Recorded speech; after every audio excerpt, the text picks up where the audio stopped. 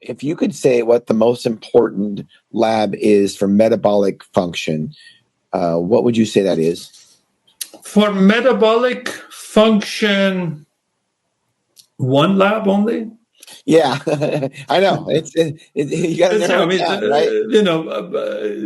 Fasting insulin, morning fasting insulin is a good one, because if it's more than 12, you have a little bit of insulin resistance.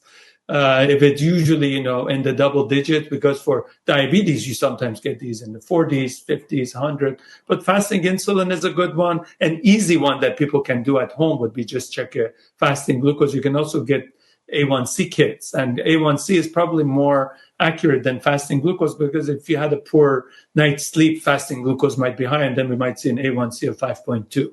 So glucose goes up and down a lot more than we see with A1C for most people. But between fasting insulin and A1C, I think that shows where you stand.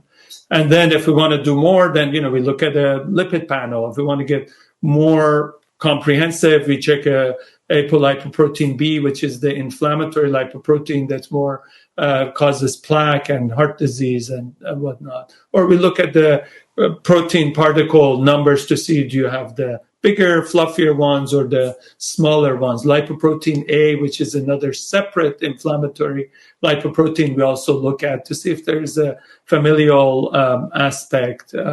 And obviously metabolic panel to look at the electrolytes, kidney function, liver, to see if there's any hint of a fatty liver, possibly. And usually with fatty liver, we see the ALT higher than AST with the non-alcoholic type.